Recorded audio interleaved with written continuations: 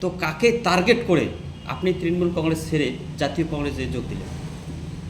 দেখুন, সেই দিনের দিদি আজকের দিদি আমি একটু ফারাক দেখছি। দল এখন একটা কর্পোরেট হাউসে পরিণত হয়েছে। তৃণমূল কংগ্রেস দলের প্রার্থী তালিকা একটা কর্পোরেট হাউস ঠান্ডা ঘরে বসে প্রার্থী তালিকাগুলো তৈরি করেন এবং পরবর্তীতে দল সেই প্রার্থী তালিকাগুলো ঘোষণা করেন। আমরা সেই দিনগুলোতে 1998 সালের 1 জানুয়ারি তৃণমূল কংগ্রেস যখন প্রতিষ্ঠিত হয়েছে দিদির হাত ধরে, আমরা কংগ্রেস পরিবার থেকে আমরা সকলেই তৃণমূল কংগ্রেস, আমরা দিদির হাত ধরে তৃণমূল কংগ্রেসে গিয়েছিলাম। কিন্তু 2026-এ প্রার্থী তালিকা দেখে কুচবিহার জেলায় 9টা বিধানসভা কেন্দ্র, 5টা এসসি সিট, 4টা জেনারেল সিট। এর আগে আব্দুল জলিল আহমেদ 2011 সালে দক্ষিণ বিধানসভা কেন্দ্রে তৃণমূল কংগ্রেসের সংখ্যালঘু হিসেবে প্রার্থী ছিলেন, অল্প ভোটে হেরেছেন। 2016 সালে তুফানগঞ্জ বিধানসভায় ফজল করিম মিয়াকে তৃণমূল কংগ্রেস প্রার্থী করেছে।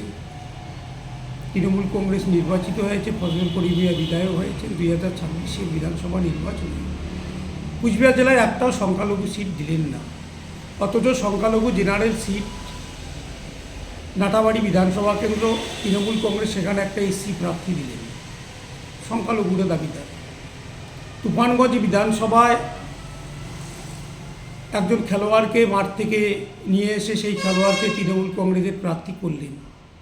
কোনোদিন তৃণমূল কংগ্রেসের ঝান্ডা লাগালেন না, তৃণমূল কংগ্রেস দলটা করলেন না। খেলার মাঠ থেকে যদি একজন প্লেয়ার এসে, খেলোয়াড় এসে যদি তৃণমূলের টিকিট পায়, প্রার্থীপদ পায়, তৃণমূলের বিধায়ক হন, কী উন্নয়ন করবেন? এটা একটা বড় প্রশ্ন। কী কাজ করবেন? ভৌগোলিক অবস্থান, যে বিধানসভায় ওনারা প্রার্থী হয়েছেন সেই বিধানসভার ভৌগোলিক অবস্থান জানেন না।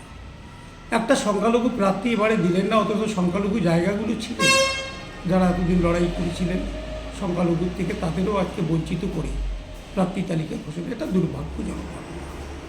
তার পাশাপাশি যারা প্রবীণ তৃণমূল কংগ্রেস করতেন, প্রবীণদের একটা পাশে ফেলে আজকে তৃণমূল কংগ্রেস দল কুচবিহার জেলায় পরিচালনা হচ্ছে। সে জায়গাটায় প্রবীণ রবীন্দ্রনাথ ঘোষ, প্রাক্তন মন্ত্রী, প্রাক্তন জেলা সভাপতি, বিনয় কৃষ্ণ বর্মন, প্রাক্তন মন্ত্রী, প্রাক্তন জেলার সভাপতি, আব্দুল জলিল আহমেদ কুচবিহার জেলার বর্ষিয়ার নেতা, সকলেই জানেন আপনারা। পরবর্তীকালে হিতেনবাবু এবং অর্গরায় প্রধান, ওনারা বামফ্রন্টের ক্ষমতায়, তখন বামফ্রন্ট তৃণমূল কংগ্রেসে যোগদান করেছিলেন। আজকে তাদের দুইজনকেও প্রাক্তন মন্ত্রী হিতেনবাবু, প্রাক্তন সাংসদ, প্রাক্তন বিধায়ক অর্গরায় প্রধান, তার বাবা প্রাক্তন সাংসদ ছিলেন, তাদেরকেও বঞ্চিত করলেন। এভাবেই সারা কুচবিহার জেলায় অনেক মানুষদের বঞ্চিত করে দল পরিচালনা হচ্ছে। দেখলাম যে এ দলে বোধহয় আর জায়গা আমাদের প্রবীণদের থাকবে না। তাই আমি সিদ্ধান্ত নিয়েছি, আমাদের দলের যারা প্রবীণ নেতৃত্ব আছে সকলের সঙ্গে আলাপ আলোচনা করি যে এ দলে আর থাকা যায় না, এ দলে কোনো সম্মান নেই, এ দলে আর থাকা যায় না। যে জাতীয়তাবাদী দল জাতীয় কংগ্রেস করতাম, সেই ঘরে ফিরে আসলাম।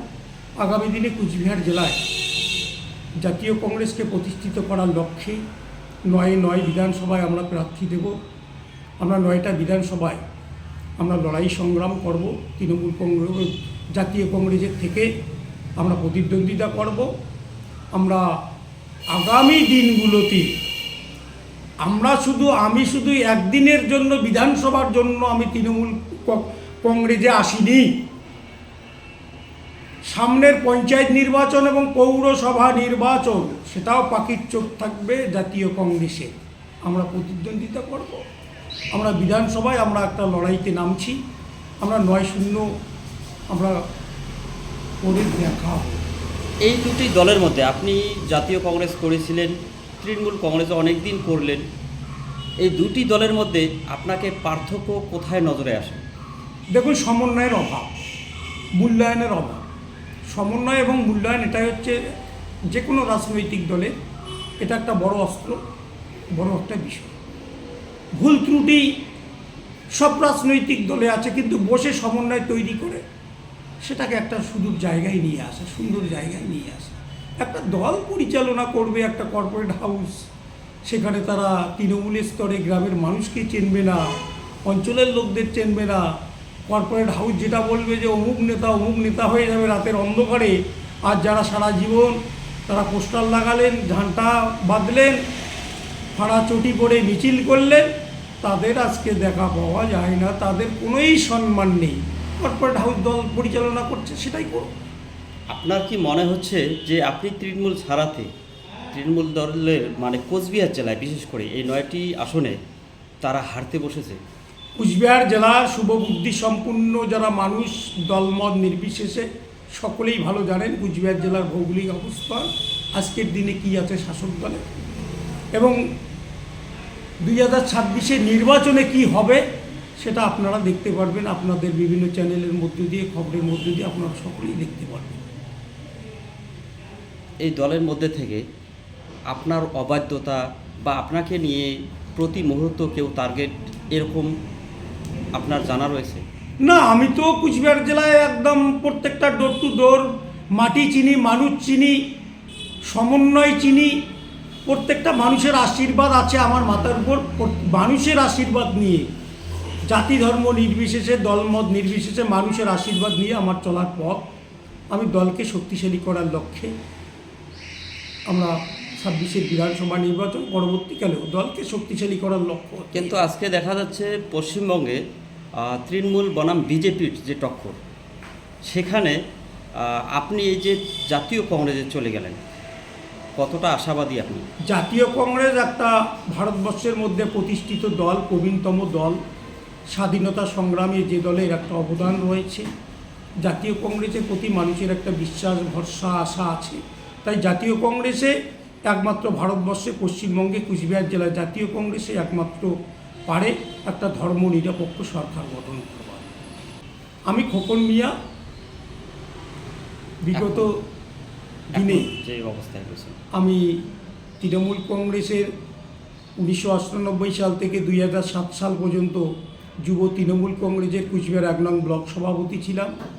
2008 সাল থেকে 2019 সাল পর্যন্ত তৃণমূল কংগ্রেসের মূল পার্টির ব্লক সভাপতি ছিলাম। 2019 থেকে 2021 সাল পর্যন্ত কুচবিহার জেলা তৃণমূল কংগ্রেসের সাধারণ সম্পাদক ছিলাম। 2022 সাল থেকে কয়েকদিন আগ মুহূর্ত পর্যন্ত আমি কুচবিহার জেলা কিষাণ ক্ষেত মজদুর তৃণমূল কংগ্রেসের সভাপতি ছিলাম। সমস্ত কিছু ত্যাগ করে আমি আজকে প্রত্যেকটা মানুষের আশীর্বাদ নেবার জন্য আমি জাতীয় কংগ্রেসে যোগদান করছি। প্রত্যেকটা মানুষ আশীর্বাদ করবে, এটা আমি